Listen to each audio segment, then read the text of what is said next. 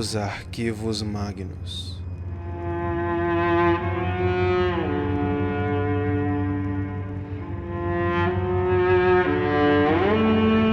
Episódio 24. Música estranha.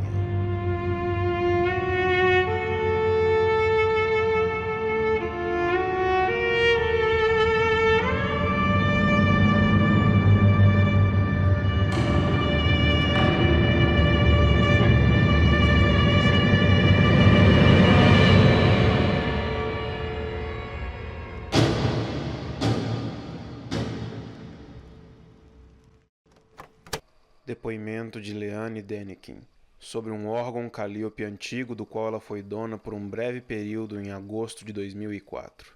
Depoimento original dado em 17 de janeiro de 2005. Gravação em áudio por Jonathan Sims, arquivista-chefe do Instituto Magnus, Londres. Início do depoimento. Vamos deixar uma coisa bem clara. Eu não tenho medo de palhaços. Nem acho eles engraçados. Só são meio esquisitos mesmo. Eu nunca entendi por que as pessoas acham engraçado homens adultos com maquiagens e perucas idiotas. Ou por que isso seria assustador. É que nem bonecos. As pessoas falam dos olhos sem vida deles, mas não tem problema nenhum com estátuas. Bem, acho que agora eu tenho bons motivos para ter medo das duas coisas. Eu só quero que você entenda que eu não estava vendo coisas por medo. Isso aconteceu de verdade. Não foi surpresa para ninguém quando meu avô faleceu em agosto do ano passado. Eu estava morando com ele em Buro já há quase 2 anos, cuidando dele por causa da doença. Minha mãe estava passando por dificuldades na época e o traste do meu pai não fez nada para variar. Então eu tive que cuidar do meu avô. Mas olha, eu não estou reclamando dele. Às vezes o vô era um homem estranho. Ele passou a maior parte da vida no circo, trabalhando com circos itinerantes e shows de aberrações por toda a Europa. E nesses últimos anos ele acabou se isolando. Sem falar que ele era o maior boca suja. Mas eu não conheço ninguém que toque piano de um jeito tão lindo quanto ele tocava. Como eu disse, não foi uma surpresa quando ele faleceu. Mas ainda assim foi difícil. Como você pode ter adivinhado, eu não me dou muito bem com os meus pais. E sempre tive dificuldade para fazer amigos. Então, doeu muito quando ele se foi. Eu não saí de casa naquela semana. Nem na próxima. Eu vi o Joshua, acho que você pode dizer que ele era meu companheiro na época. Mas além dele, eu não vi ninguém naquelas semanas. No funeral éramos eu, Josh e a minha mãe. O vovô nunca tinha sido muito de ir na igreja, mas a minha mãe tinha muita fé, então ela pagou por um funeral metodista. Foi um dia quente, abafado, e lembro de pensar se os meus olhos estavam ardendo por causa do suor ou das lágrimas. No fim das contas, o vovô deixou a casa para mim. A ficha demorou a cair. Aquela casa tinha sido meu lar por tanto tempo que eu já meio que sentia que era minha. Organizar as coisas do vô foi mais difícil do que eu pensava. Foi só depois de ler umas cartas antigas dele que eu descobri que o nome dele na verdade era Nikolai. Ele sempre usou Nick. Eventualmente eu terminei de organizar tudo. Tinha uma pequena caixa de memórias que eu queria guardar, mas eu ainda não estava pronta para jogar o resto fora. Decidi guardar tudo no sótão.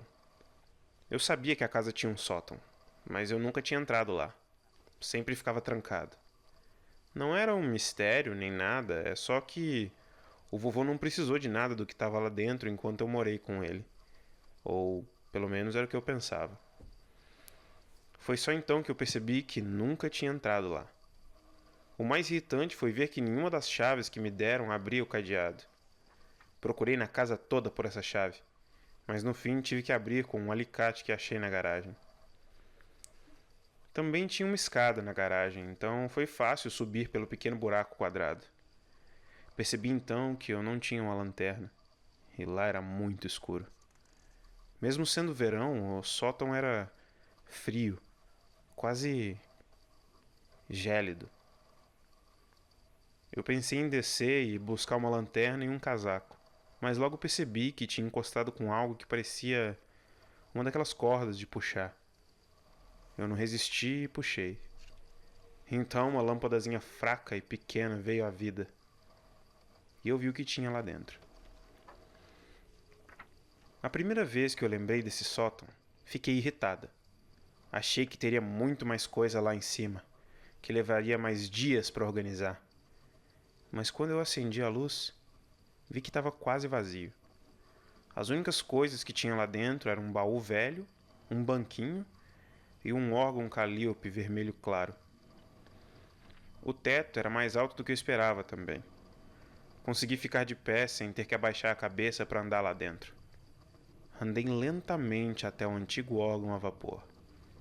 Era de um vermelho brilhante e estava em excelentes condições, tirando a crosta de poeira. Tinha uma pequena placa de latão escrito "O Caliafone". Os canos de latão que saíam do topo ainda brilhavam por debaixo da poeira, e eu percebi que tinha algo escrito, entalhado na capa do teclado, e dizia: "Fique quieto, pois aqui há música estranha". Depois eu fui até o baú, e fiquei surpresa de ver que não estava trancado. Abrir aquilo soltou uma nuvem de poeira que me fez tossir antes de conseguir levantar aquela tampa pesada. Lá dentro tinham bonecos. Vários. Pareciam velhos. Tinham corpos de tecido esfarrapado, com cabeças redondas que eram grandes demais. Olhos pintados que ficavam encarando das sombras daquele baú velho. E os cabelos eram de lã, feitos à mão. E por mais que não fosse o tipo de boneco que um ventríloco usaria, tinham aquele tipo de boca. Blocos de madeira que podiam usar para parecer que estão falando. Pelo menos deviam ter. Quase todos tiveram o bloco que serviria como mandíbula arrancado violentamente, deixando nada mais que farpas tortas entre suas bochechas. Eram 23 bonecos. Eu contei. E só um deles ainda tinha a mandíbula intacta. De longe era o mais velho, um pequeno boneco palhaço. O corpo esfarrapado era branco e roxo de bolinhas, com 3 pompons na frente, e uma daquelas golas de palhaço debaixo da cabeça. Não tinha mais cabelo de lã, mas ao invés disso, um chapéu branco, pontudo e alto. O rosto estava todo pintado de branco, e os olhos estavam fechados, com linhas pretas desenhadas sobre eles. A única cor era aquela pincelada de vermelho na mandíbula articulada. Um sorriso. Como eu disse, não tenho medo de palhaço nem de boneco. Mas a coisa era feia. Sinceramente, eu até fiquei meio aliviada de encontrar coisas velhas do vovô que eu conseguiria facilmente jogar fora. Ou talvez vender. Definitivamente eram antiguidades. Então deviam valer alguma coisa.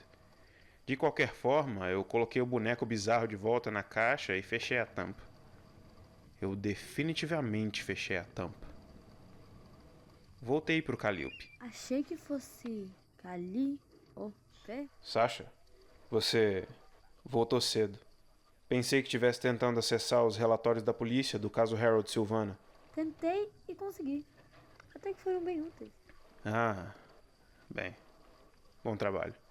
Então, sabemos se a pronúncia correta é Calíope ou Calíope? Também já ouvi chamarem de Caliope. Sério?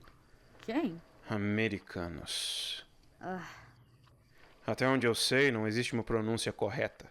Mas eles foram originalmente nomeados em homenagem à deusa grega Calíope. Então, as pessoas vão entender que é da mitologia grega? se estiverem trabalhando para o Instituto Magnus, eu espero que sim. É só que eu escutei mais como Calíope. Continuação do depoimento. Voltei para o Calíope. Não tinha fechadura na tampa, nem mesmo algum botão para abrir do lado de fora. Eu abri e as teclas estavam brilhando como se tivessem acabado de ser polidas. Olha, na época eu não sabia como um Calliope funcionava. Eu só achei que fosse um piano esquisito com canos. Eu não sabia que precisava de uma ventoinha soprando para o negócio funcionar. Mesmo se eu soubesse disso, não teria ideia de onde encontrar uma, nem mesmo como usar isso. Por essa lógica, quando eu sentei e apertei a primeira tecla, nada devia ter acontecido. As 4 fileiras altas de apitos de latão deviam ter continuado sem fazer som algum. Ao invés disso, saiu um som alto e uivante dos canos. E eu quase caí para trás de susto. Eu lembro de alguém me falar uma vez que dá para ouvir o som de um órgão a vapor a mais de 1 quilômetro de distância. Depois de ouvir aquele apito estridente, eu acredito. Eu comecei a tocar uma música. Meu avô já teve um piano. Tinha quebrado há anos atrás e ele nunca teve dinheiro para comprar outro, mas ele tinha me ensinado o básico. Tinha uma música que eu sempre insistia para ele tocar quando eu era criança. Ele nunca me disse o nome, se é que tinha um nome. Mas eu sempre chamei de Mais Rápido, Mais Rápido. Era uma melodia circense, alegre, animada, que começava devagar, quase parando.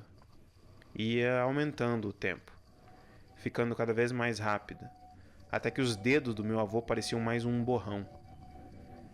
Ele sempre tocava para mim quando eu pedia. Mas dessa vez, eu que toquei por ele. Os apitos uivantes eram ensurdecedores naquele espaço apertado. E eu sabia que ia acabar ouvindo reclamações dos vizinhos, mas eu não liguei. Eu só toquei.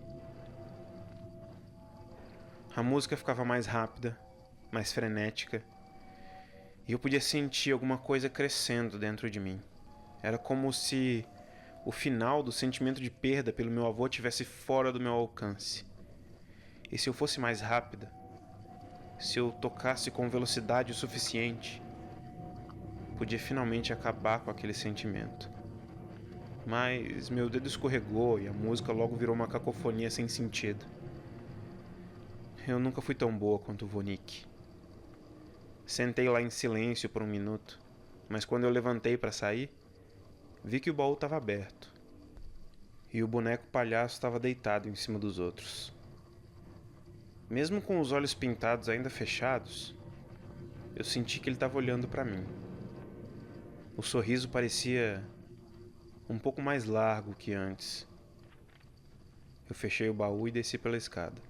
Não pensei muito sobre as coisas esquisitas do sótão na semana seguinte. Eu estava muito ocupada. Foi só quando o Josh apareceu de novo e me perguntou por que aquele buraco no teto estava aberto que eu lembrei. Disse que tinha uma coisa legal para mostrar para ele e peguei a escada. Ele ficou impressionado com o Calliope, mas ficou morrendo de medo dos bonecos. Eu não sabia que ele tinha medo disso. Me pediu para fechar o baú quase imediatamente e ficou olhando para ter certeza de que estava fechado. Eu decidi não contar para ele o que aconteceu na primeira vez que eu abri aquilo. Ele perguntou se eu sabia tocar alguma coisa naquele velho órgão a vapor. Então eu sentei e comecei a tocar a velha música circense do meu avô. Fui tocando cada vez mais rápido, e os apitos começaram a gritar. Senti uma mão tocando firme na minha, parando a música no meio. Lá estava o Josh, tremendo, com o rosto pálido. Meu primeiro impulso foi olhar para o baú de bonecos, mas a tampa estava bem fechada. Eu perguntei para ele o que tinha acontecido e ele disse que não sabia. Ele só queria sair dali. Rápido. Então saímos. Descemos pela escada e eu fechei a escotilha atrás de nós. As semanas seguintes foram incômodas. Não quero entrar em detalhes, mas vamos dizer que eu descobri que o Josh era só mais um babaca no fim das contas. Nosso relacionamento já estava passando por uma fase difícil. Não ajudou muito que naquelas últimas semanas ele tinha ficado mal-humorado, de pavio curto e sempre por um fio. Quando eu finalmente descobri que ele tinha... Não importa. A gente terminou. E isso me destruiu. Tão pouco tempo depois da morte do meu avô, eu me desliguei de tudo de novo. foi tropeçar numa caixa que finalmente fez eu me decidir. Uma daquelas que coloquei as coisas do meu avô e acabei nunca levando pro sótão. Decidi só fazer o que eu tinha de fazer. Acho que eu esperava que uma casa mais organizada me daria mais espaço para pensar. Então, pela terceira vez, peguei a escada e subi pro sótão. Não demorou tanto quanto eu achei que fosse. Depois de 1 hora, todas as caixas estavam lá em cima. Eu estava tão focado em empacotar todas as minhas memórias que eu nem tinha olhado pro baú. Quando eu fui descer e dei uma olhada, eu congelei. A tampa estava aberta de novo. E o boneco palhaço estava em cima. Não estava olhando para mim dessa vez. Não. Ele estava encarando um boneco que eu não tinha visto antes. Esse ainda tinha a mandíbula. E eu podia jurar que ele parecia com o Josh. A mesma jaqueta marrom surrada, os mesmos jeans velhos. O cabelo de lã preto até tinha o mesmo tupete que ele sempre passava horas arrumando. Tava encostado na lateral da caixa. E eu juro que parecia que o palhaço estava indo até ele. Eu fechei a tampa do baú com tudo e saí correndo de lá. Eu comprei um cadeado no dia seguinte. Olha, eu trouxe uma cópia do boletim de ocorrência com o depoimento que eu fiz. Preciso que você acredite quando eu digo que nunca mais toquei o Calliope. Não tive nada a ver com o que aconteceu com o Josh. Voltando do cinema 1 semana depois, eu vi que a minha casa tinha sido invadida. Aqui. Tá tudo no depoimento que eu dei pra polícia. A porta da frente tinha sido arrombada e estava balançando. Primeiro eu corri até a sala de estar, meu quarto, mas não tinham levado nada. Os aparelhos eletrônicos, minhas joias, estava tudo no lugar. Senti meu estômago embrulhar quando eu percebi e corri pro sótão. Estava aberto. O cadeado tinha sido quebrado. O Calliope e o baú tinham sumido. Eles perguntaram para os meus vizinhos. A única pessoa que viu alguma coisa foi a Sra. Harlow, da casa do lado. Ela disse que viu algumas pessoas levando umas peças de metal vermelho. Ela não lembrava dos detalhes, mas disse que eles pareciam profissionais. Então ela achou que eu tinha contratado alguém para levar as coisas para outro lugar. A polícia nunca encontrou eles. Eu só preciso que você acredite nisso. Que saiba que eu nunca mais toquei naquela coisa. O que aconteceu com o Josh não é culpa minha. Deus sabe que eu odiava ele naquela época, mas eu nunca faria algo assim. Não daquele jeito. Acho que você não precisa que eu diga como encontraram ele. 4 dias depois, morto no próprio quarto. A garganta esmagada e sem a mandíbula. A polícia nunca encontrou ela. Eu nem teria pensado nisso, sério, não teria juntado as peças se não fosse pelo fato que nos últimos dias do nosso relacionamento o Josh tinha surtado. Ele me disse que ainda escutava a música do Calliope, de longe, quando ele ficava sozinho. E estava chegando cada vez mais perto. Quer dizer, dizem que dá para ouvir um Calliope a mais de 1 quilômetro de distância. Fim do depoimento. Por mais que eu tenha certo receio em acreditar numa história de bonecos palhaços assassinos, tem algumas coisas que me deixam ligeiramente mais inclinado a acreditar neste depoimento. Primeiro que, como a senhorita Deniken mencionou, ela realmente trouxe uma cópia do boletim de ocorrência, que inclui o depoimento de uma Irene Harlow, que parece confirmar que a senhorita Deniken teve mesmo um baú antigo e um órgão Calliope. Então, pelo menos ambos existiram. A morte de Joshua Drury também é pelo menos tão misteriosa quanto ela fez parecer. Além de sua mandíbula ter sido arrancada do crânio, resíduos encontrados no local indicam que sua garganta foi esmagada por algum tipo de corda, aparentemente confeccionada de uma lã grossa. Não havia evidência de luta ou arrombamento, nem mesmo o DNA de qualquer outra pessoa no quarto além do próprio Sr. Drury. Ninguém foi preso pelo crime até hoje. Ao discutir este caso, Tim disse que isso o lembrou de artigos que ele leu sobre circos itinerantes na Rússia e na Polônia durante o começo do século XX. Por curiosidade, procurei alguns dos volumes que ele mencionou na biblioteca do Instituto. E lá estava, na página 43 do livro de Gregory Petrie, Horrores e Seguidores, Circos nos anos 40. Encontrei uma reconstrução de uma velha foto em preto e branco. Nela vemos um pequeno grupo de artistas circenses. Uma contorcionista, um comedor de fogo, 2 homens fortes, um mestre de cerimônias e um organista sentado atrás de um calíope. A foto é datada de 1948, tirada em Minsk, na Rússia. Apenas o mestre de cerimônias e o organista têm seus nomes mencionados: Gregor Osinov e Nikolai Denikin. O nome da trupe era Tsrik Drugova, o Circo do Outro. O nome me parece familiar, mas não encontrei nenhuma outra referência a ele. A senhorita Denikin se mudou para o sudeste da Ásia há 2 anos atrás, então não estava disponível para um acompanhamento. Mas tenho certeza de que deve ter algo a mais sobre isso em algum lugar dos arquivos. Porque eu sei que no depósito de artefatos do Instituto tem um órgão calíope vermelho. Quando perguntei ao Elias, ele só me disse que o registro de sua aquisição deve estar no arquivo em algum lugar, provavelmente. E ninguém mais sabe nada além de que ele foi adquirido em 2007. A capa do teclado está muito bem trancada. E tem entalhado as palavras: "Fique quieto, pois aqui há música estranha." Fim da gravação.